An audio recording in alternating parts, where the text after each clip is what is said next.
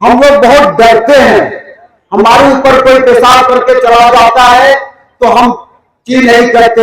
हमारी बेटी बहनों का बलात्कार होता है तो हमारे शरीर में खून नहीं रेंगता।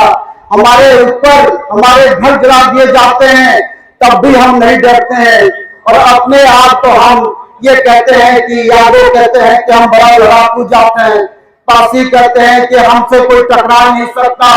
मौर्य कहता है कि हम लड़ने वाले हैं। और पटेल तो सबसे आगे, वो कहता है कि हम सबसे ज्यादा लड़ने वाले हैं। लेकिन हम डरे क्यों? हम डरे इसलिए, डॉक्टर बी.आर. अम्बेडकर इसलिए नहीं डरे, उनको अपने जान की परवाह थी। वो इसलिए डरे कि हमारे लोग बेवजह मारे जाएंगे, इस वजह से डरे। आपने कभी हथियार नहीं उठाया, आपके हाथ में झाड़ू थमा दिया गया, आपने कलम नहीं उठाई, क्योंकि आप क्लास में, यूनिवर्सिटीज में, कॉलेजेस में, हाई स्कूल में सब जगह डरते रहे। हम खून करना नहीं जानते, हम लड़ना नहीं जानते, हम अत्याचार से और उसको मुकाबला करना नहीं जानते। बारे में हो या एनएपी के बारे में बात हो, मैं इतिहास का प्रोफेसर हूं, इसलिए इतिहास के माध्यम से आपको समझाने का प्रयास करूंगा और देखता हूं मैं कितना सफल हो पाता हूं। एक बार मैं आंकड़ों के माध्यम से आपको बताना चाहता हूं कि वर्तमान भारत की स्थिति या दलितों की स्थिति क्या है। यदि हम आंकड़ों पे, जो मोदी साहब ये कहते हैं कि भारत शाइनिंग इंडिया की तरफ बढ़ रहा है या अमृत महोत्सव काल है, उसका एक नजरिया देखिए और हम सबको पता भी होगा कि क्या है। एनसीआरबी के डेटा के अनुसार, यहाँ पे सभी बिरादरी के समाज के लोग बैठे हुए हैं, उन सबके समक्ष ये कहना चाहता हूं कि एनसीआरबी के डेटा के अनुसार 16 मिनट में एक अपराध दलित समुदाय के प्रति घटता है। 4 दलित महिलाओं का रेप होता है। एक हफ्ते में 13 दलितों का मर्डर किया जाता है और 6 दलितों का किडनैप किया जाता है। यह डेटा आपका एनसीआरबी का डेटा है और इस डेटा में ज्यादा बदलाव नहीं आया है, चाहे वो कांग्रेस की सरकार रही हो या वर्तमान में बीजेपी की सरकार रही हो, इसमें बदलाव नहीं आया। अभी हाल ही में यूनिवर्सिटी ग्रांट कमीशन के प्रोफेसर, उन्होंने ये बताया, कल के हिंदू के अखबार में छपा था कि 25 छात्रों ने सुसाइड किया है, जो लगातार इसकी संख्या बढ़ती जा रही है।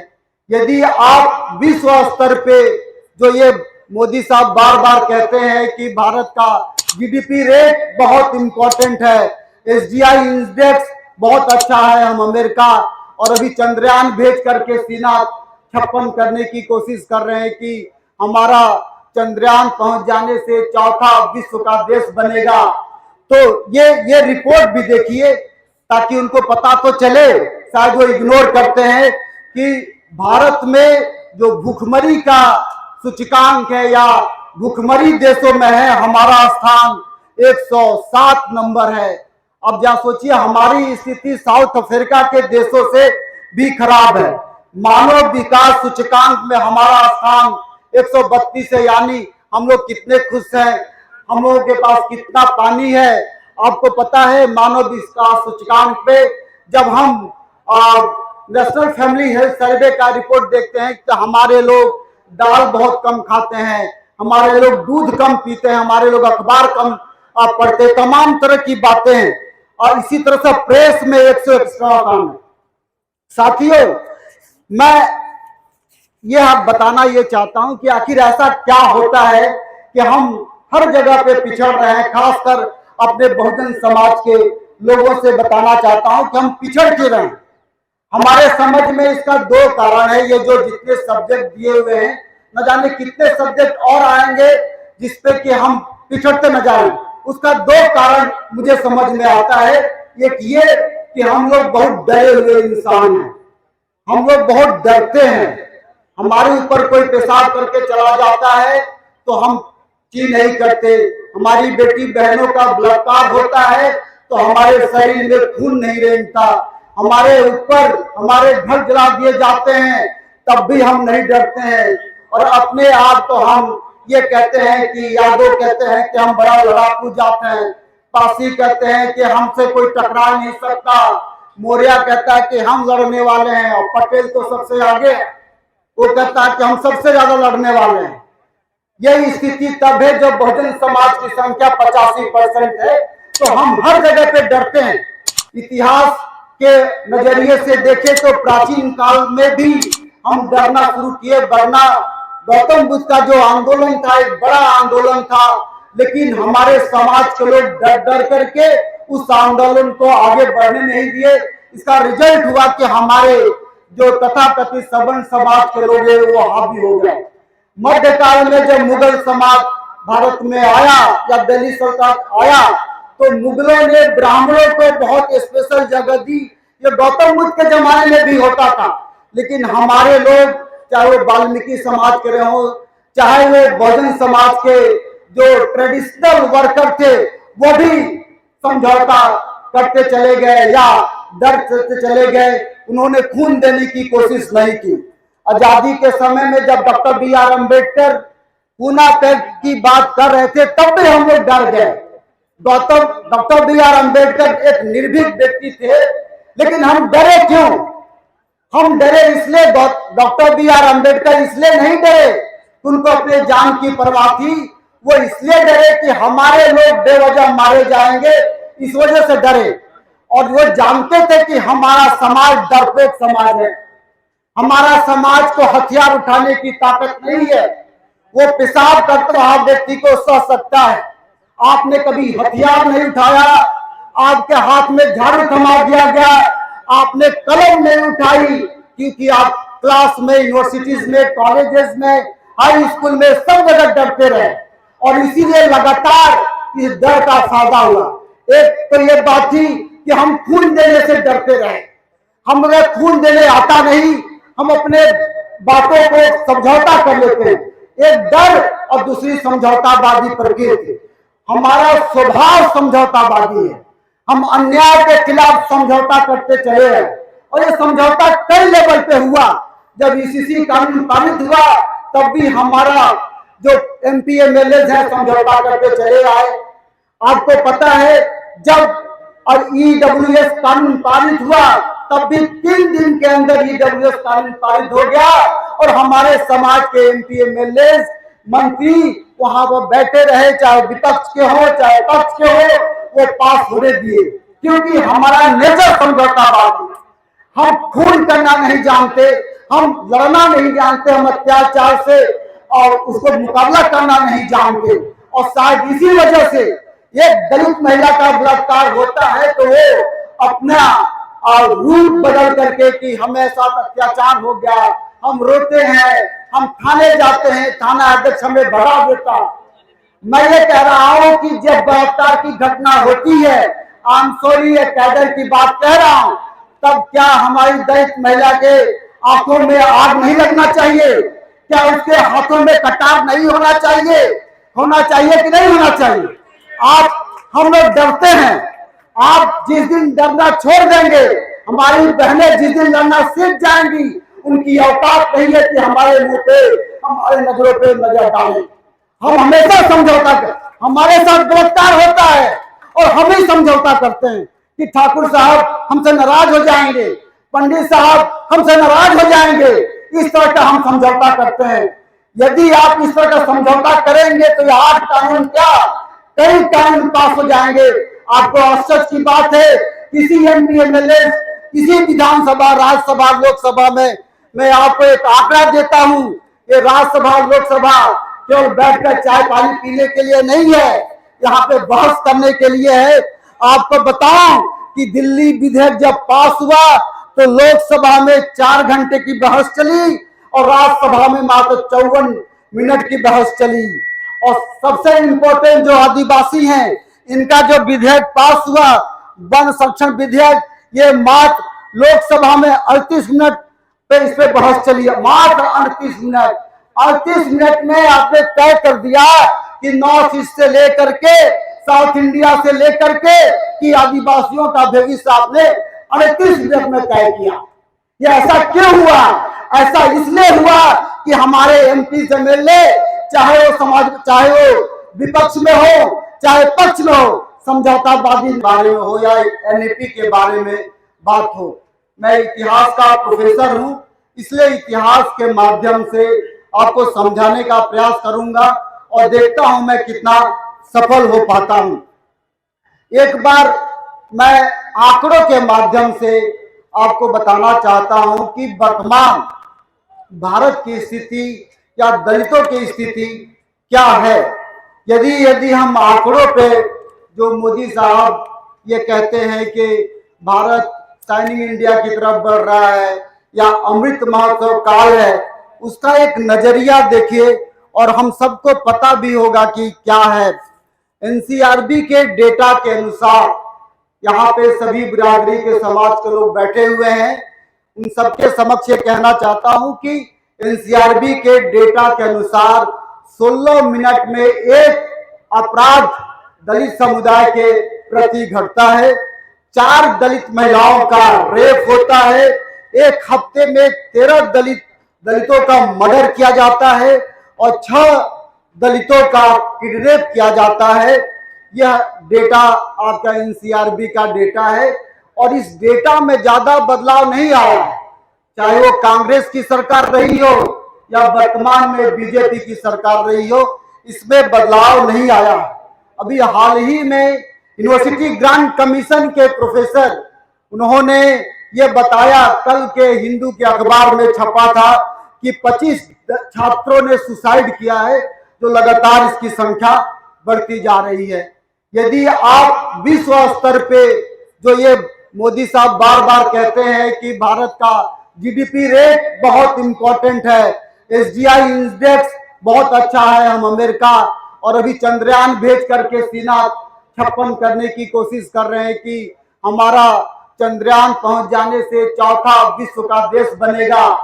तो ये रिपोर्ट भी देखिए ताकि उनको पता तो चले, शायद वो इग्नोर करते हैं कि भारत में जो भूखमरी का सूचकांक है या भूखमरी देशों में है, हमारा स्थान 107 नंबर है। अब जहाँ सोचिए, हमारी स्थिति साउथ अफ्रीका के देशों से भी खराब है। मानव विकास सूचकांक में हमारा स्थान 132 है, यानी हम लोग कितने खुश हैं, हम लोगों के पास कितना पानी है। आपको पता है मानव विकास सूचकांक पे जब हम नेशनल फैमिली हेल्थ सर्वे का रिपोर्ट देखते हैं तो हमारे लोग दाल बहुत कम खाते हैं, हमारे लोग दूध कम पीते हैं, हमारे लोग अखबार कम पढ़ते हैं, तमाम तरह की बातें हैं। और इसी तरह से प्रेस में 100 एक्स्ट्रा काम है। साथियों, मैं यह बताना ये चाहता हूं कि आखिर ऐसा क्या होता है कि हम हर जगह पे पिछड़ रहे हैं। खासकर अपने बहुजन समाज के लोगों से बताना चाहता हूं कि हम पिछड़ क्यों रहे हैं। हमारे समझ में इसका 2 कारण है। ये जो जितने सब्जेक्ट दिए हुए हैं, न जाने कितने सब्जेक्ट और आएंगे जिसपे कि हम पिछड़ते न जाएं। उसका 2 कारण मुझे समझ में आता है। एक ये कि हम लोग बहुत डरे हुए इंसान हैं, हम लोग बहुत डरते हैं। हमारे ऊपर कोई पेशाब करके चला जाता है तो हम ची नहीं करते, हमारी बेटी बहनों का बलात्कार होता है तो हमारे शरीर में खून नहीं रेंगता, हमारे ऊपर हमारे घर जला दिए जाते हैं तब भी हम नहीं डरते हैं। और अपने आप तो हम ये कहते हैं कि यादव कहते हैं कि हम बड़ा लड़ाकू जात हैं, पासी कहते हैं कि हमसे कोई टकरा नहीं सकता, मौर्य कहता है कि हम लड़ने वाले हैं, और पटेल तो सबसे आगे, वो कहता है कि हम सबसे ज्यादा लड़ने वाले हैं। यही स्थिति तब है जब बहुजन समाज की संख्या 85% है, तो हम हर जगह पे डरते हैं। इतिहास के नजरिए से देखें तो प्राचीन काल में भी हम डरना शुरू किए, वरना गौतम बुद्ध का जो आंदोलन था एक बड़ा आंदोलन था, लेकिन हमारे समाज के लोग डर डर करके उस आंदोलन को आगे बढ़ने नहीं दिए। इसका रिजल्ट हुआ कि हमारे जो तथाकथित सवर्ण समाज के लोग हैं वो हावी हो गए। मध्यकाल में जब मुगल समाज भारत में आया या दिल्ली सल्तनत आया तो मुगलों ने ब्राह्मणों को बहुत स्पेशल जगह दी। ये गौतम बुद्ध के जमाने में भी होता था, लेकिन हमारे लोग, चाहे वो वाल्मीकि समाज के रहे हो, चाहे वो बहुजन समाज के जो ट्रेडिशनल वर्कर थे, वो भी समझौता करते चले गए या डर से चले गए, उन्होंने खून देने की कोशिश नहीं की। आजादी के समय में जब doctor B.R. Ambedkar Poona pact की बात कर रहे थे तब भी हम लोग डर गए। Doctor B.R. अम्बेडकर एक निर्भीक व्यक्ति थे, लेकिन हम डरे क्यों? हम डरे इसलिए, डॉक्टर B.R. अम्बेडकर इसलिए नहीं डरे, उनको अपने जान की परवाह थी। वो इसलिए डरे कि हमारे लोग बेवजह मारे जाएंगे, इस वजह से डरे। और वो जानते थे कि हमारा समाज डरपोक समाज है, हमारा समाज को हथियार उठाने की ताकत नहीं है। वो पेशाब करता हुआ व्यक्ति को सह सकता है, आपने कभी हथियार नहीं उठाया, आपके हाथ में झाड़ू थमा दिया गया, आपने कलम नहीं उठाई, क्योंकि आप क्लास में, यूनिवर्सिटीज में, कॉलेजेस में, हाई स्कूल में सब जगह डरते रहे, और इसीलिए लगातार इस डर का फायदा हुआ। एक तो ये बात थी कि हम खून देने से डरते रहे, हमें खून देने आता नहीं, हम अपने बातों को समझौता कर लेते हैं। एक डर और दूसरी समझौतावादी प्रवृत्ति। हमारा स्वभाव समझौतावादी है, हम अन्याय के खिलाफ समझौता करते चले हैं, और ये समझौता कई लेवल पे हुआ। जब ईसीसी कानून पारित हुआ तब भी हमारा जो MP MLA है समझौता करते चले आए। आपको पता है जब और EWS कानून पारित हुआ तब भी 3 दिन के अंदर EWS कानून पारित हो गया, और हमारे समाज के MP MLA मंत्री वहां वो बैठे रहे, चाहे विपक्ष के हो चाहे पक्ष के हो, वो पास होने दिए, क्योंकि हमारा नेचर समझौतावादी। हम खून करना नहीं जानते, हम लड़ना नहीं जानते, हम अत्याचार से और उसको मुकाबला करना नहीं जानते। और शायद इसी वजह से एक दलित महिला का बलात्कार होता है तो वो अपना रूप बदल करके कि हमें साथ अत्याचार हो गया, हम रोते हैं, हम थाने जाते हैं, थाना अध्यक्ष हमें भगा देता। मैं ये कह रहा हूं कि जब बलात्कार की घटना होती है, आई एम सॉरी ये कैडर की बात कह रहा हूं, तब क्या हमारी दलित महिला के आंखों में आग नहीं लगना चाहिए? क्या उसके हाथों में कटार नहीं होना चाहिए? होना चाहिए कि नहीं होना चाहिए? हम लोग डरते हैं। आप जिस दिन डरना छोड़ देंगे, हमारी बहनें जिस दिन लड़ना सीख जाएंगी, उनकी औकात नहीं है कि हमारे मुंह पे, हमारे नजरों पे नजर डालें। हम हमेशा समझौता कर, हमारे साथ बलात्कार होता है और हम ही समझौता करते हैं कि ठाकुर साहब हमसे नाराज हो जाएंगे, पंडित साहब हमसे नाराज हो जाएंगे, इस तरह का हम समझौता करते हैं। यदि आप इस तरह का समझौता करेंगे तो ये 8 कानून क्या, कई कानून पास हो जाएंगे। आपको आश्चर्य की बात है, किसी MP MLA, किसी विधानसभा, राज्यसभा, लोकसभा में, मैं आपको एक आंकड़ा देता हूं, ये राज्यसभा लोकसभा केवल बैठकर चाय पानी पीने के लिए नहीं है, यहाँ पे बहस करने के लिए है। आपको बताऊं कि दिल्ली विधेयक जब पास हुआ तो लोकसभा में 4 घंटे की बहस चली और राज्यसभा में मात्र 54 मिनट की बहस चली। और सबसे इंपॉर्टेंट जो आदिवासी हैं, इनका जो विधेयक पास हुआ, वन संरक्षण विधेयक, ये मात्र लोकसभा में 38 मिनट पे इस पे बहस चली है, मात्र 38 मिनट। 38 मिनट में आपने तय कर दिया कि नॉर्थ ईस्ट से लेकर के साउथ इंडिया से लेकर के कि आदिवासियों का भविष्य आपने 38 मिनट में तय किया। ये ऐसा क्यों हुआ? ऐसा इसलिए हुआ कि हमारे MP MLA, चाहे वो समाज, चाहे वो विपक्ष में हो चाहे पक्ष में हो, समझौतावादी नहीं होने चाहिए। हम सरदार पटेल के नाम पे पटेल समाज को लोग कूदते हैं, लेकिन उनको जानना चाहिए कि सरदार पटेल का भारत के अंदर अपर कास्ट के लिए गुण हो सकता है, लेकिन बहुजन समाज के लोगों ने बहुत कुछ नहीं किया। इसी तरह से मौर्य सम्राट को कहते हैं कि बाबू जगदीश प्रसाद कुशवाहा कि हमें बात माननी चाहिए, लेकिन हमारे लोग राजनेता की बात सुनकर के समझौतावादी प्रकृति होने के नाते उन सभी बातों को खत्म कर देते हैं। तो संगठन के स्तर पे भी हम एक नहीं है, और लास्ट हम इंडिविजुअल लेवल पे एक आपके प्रति व्यक्ति के रूप में भी हम एक नहीं है। हमको अपने से, अपने समाज के लिए बहुत डर लगा रखता है। साथियों, मैं ये कहना चाहता हूँ कि 9 विषय नहीं, आने वाले समय में कई विषय पार हो जाएंगे। आने वाले समय में यह देश हिंदू राष्ट्र बन सकता है, सबको पता है। आने वाले समय में विवेक देवराज कह रहे हैं कि हम संविधान बदल देंगे, कि संविधान भी बदला जाएगा। इसकी वजह है कि हम लोग समझौतेबाजी और डर के हिस्सा हैं। जिस दिन हम समझे इनके खिलाफ सड़क पर उतर आए तो आपको पता है कि सड़कों पर उतर करके आंदोलन करने की ताकत इतनी बड़ी ताकत होती है कि सरकार की औकात नहीं कि आपको रोक ले। इसकी झलक अफ्रीका में दिखाई पड़ती है, इसकी झलक 1789 की क्रांति में दिखाई पड़ती है, इंग्लैंड की क्रांति में दिखाई पड़ती है, फ्रांस में 3 दिन का क्रांति हो गई। साथियों, उन्होंने समझौता नहीं किया अपने साम्राज्यवाद के खिलाफ। तो मैं आपसे कहने आया हूं कि आप लोग अपने अधिकारों के प्रति समझौता मत कीजिए। आपका गला कट रहा तो कट जाने दीजिए, आपके ऊपर गोलियां लग रही तो लग जाने दीजिए, लेकिन अपने अधिकारों के प्रति समझौता मत कीजिए। और हमारा समाज खून मांगता है और खून देने के लिए आप लोग तैयार हैं। मैं आपको दावे के साथ कहता हूँ, गारंटी के साथ कहता हूँ, जिस दिन आप डर छोड़ देंगे, खून देने को तैयार रहेंगे और समझौतावादी विचार से प्रकृति से दूर चले जाएंगे, उस दिन आने वाला समय मोदी क्या दुनिया की कोई ताकत आपके अधिकारों को छीन नहीं सकती। आने वाले संविधान बदलेगा। इसी के साथ कि आप हमारी इस बात पे अमल करेंगे, अपने अधिकार के लिए लड़ेंगे, ये उम्मीद करके जा रहा हूं कि कम से कम व्यक्तिगत रूप से ही आप लड़ाई करें, निश्चित पर लड़ाई करें, किसी के मुंह देखने की जरूरत नहीं है। इस आशा उम्मीद के साथ अपनी बात समाप्त करता हूं। जय भीम, जय भारत।